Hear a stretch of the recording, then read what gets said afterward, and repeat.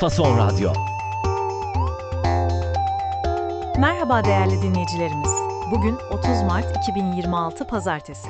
Bakü stüdyosundan herkese merhaba. Fason Radyo'da Azerbaycan'dan Haberler programına hoş geldiniz. Ben Özlem. Mən değerli. Bütün dinleyicilerimizi salamlayıram. Ali, bugünün notlarına baktım da biraz hüzünlü bir haberle başlıyoruz. Azerbaycan çok önemli bir sanatçısını kaybetmiş. Bəli Özlem, çox kədərli bir xəbərdir. Azərbaycan kinosunun və teatrının böyük üstadı, xalq artisti Rasim Balayev vəfat edib. BBC Azərinin verdiyi məlumata görə, mərhum aktyor müalicə aldığı Türkiyənin İstanbul şəhərindəki Memorial xəstəxanasında dünyasını dəyişib. Tüm Azerbaycan halkının başı sağ olsun. Bizler de kendisini filmlerinden tanıyor ve çok seviyorduk. Tedavisinin Türkiye'de olması da acı bir tesadüf olmuş. Bütün sənət camiyyəsinin başı sağ olsun. Amin. Şimdi gündemin diğer maddelerine geçelim. Notlarında Dışişleri Bakanı Bayramov'la Ermenistanlı mevkidaşı Mirzoyan'ın görüştüğü bilgisi var. Dünkü yayınımızda da bu konudan bahsetmiştik, görüşmeler sıklaşmış anlaşılan. Bəli, dünən də bu barədə danışmışdıq. Azadlıq Radyosunun xəbərinə görə, martın 27-sində nazirlər arasında növbəti telefon danışığı olub. Yenə sülh prosesi və normallaşma məsələləri müzakirə edilib. Azadlıq Radyosunun müxalif bir media qurumu olduğunu xatırladım. Ancaq bu təsdiqlənmiş bir xəbərdir. Süreç işlemeye devam ediyor yani. Ama DAZ'den aldığın bir analiz haberi var ki Ermenistan içinde işlerin biraz karışık olabileceğini ima ediyor. Bəli, bu bir analizdir. Ermənistandakı müxalifətin, xüsusilə də kilsənin dəstəklədiyi qrupların gərginliyi artıraraq daha radikal addımlar ata biləcəyindən bəhs edir. Hətta qan tökülməsi ehtimalını belə dilə gətirirlər. Vay, durum ciddiymiş. Umarım barış çabaları bu tür iç gerilimlere kurban gitmez. Notlarında yine dün konuştuğumuz bir insan hakları meselesi var. Gözaltındaki aktivist Samir Babayev'le ilgili yeni bir gelişme olmuş. Elədir. Dünən də bu mövzuya toxunmuşduq.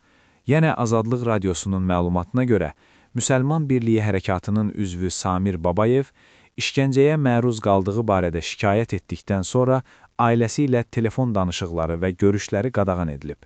Bir dakika Ali, gadagan edilip ne demek? Kulağa bizim kadagan gibi geliyor ama tam emin olamadım. Çox yaxınsız. Qadağa bizdə yasaq deməkdir. Yəni ailəsi ilə bütün əlaqəsi kəsilib, görüşməsi və danışması yasaqlanıb. Anladım, yasaklanmış. İşkence iddiasının üzerine bir de tecrit yani. Çok endişe verici. Biraz da bölge gündemine bakalım. Pakistan'da Türkiye'yi de ilgilendiren bir görüşme gerçekleşmiş. Bəli, Deyazə saytının yazdığına görə, Pakistanın baş naziri Şəhbaz Şərif, İslamabadda olan Türkiyə, Misir və Səudiyyə Ərəbistanının xarici işlər nazirlərini qəbul edib. Yaxın Şərqdəki son vəziyyət və regional məsələlər müzakirə olunub. Komşu İran'da da pek hoş olmayan bir durum yaşanmış. Elektrikler gitmiş. Bəli, paytaxt Tehran da daxil olmaqla bir çox böyük şəhərdə geniş miqyaslı elektrik kəsintiləri olub. Səbəbi barədə hələ rəsmi bir açıqlama yoxdur. Neyse ki günün sonuna doğru içimizi ısıtan iki güzel haberin var Ali. Önce madalyamızı alalım. Əlbəttə. Deyazə saytının xəbərinə görə, judoçumuz Aysun Məmmədova Polşada keçirilən gənclər arasında Avropa kubokunda bütün rəqiblərini məğlub edərək qızıl medala sahib olub. Harika. Aysun'u tebrik ediyoruz, göğsümüzü kabarttı. Ve son haber futboldan gelen çok şık bir hareket. Bəli, bu da çox gözəl bir xəbərdir. Ölkəmizin aparıcı klublarından Qarabağ 3 apreldə Sabah komandası ilə keçəcək oyunda qadın azərkeşlər üçün girişi pulsuz edib. Azerkeş ne demek Ali? Kulağa biraz azar gibi geliyor ama anlamı güzel bir şeydir umarım. Yox, heç də elə deyil. Azərkeş bizdə taraftar deməkdir. Komandaya dəstək olanlar. Ha, taraftar. Çok güzelmiş. Kadın taraftarlara jest yapılmış yani. Bizde de zaman zaman olur böyle uygulamalar. Tribünler renklensin diye. Çok hoş bir hareket. Ali, bugünkü notlar için çok teşekkürler. Mən təşəkkür edirəm Özlem. Fason Radyo'da Azerbaycan'dan haberlerin bugünlük sonuna geldik. Yarın yine aynı saatte buluşmak üzere. Hoşça kalın.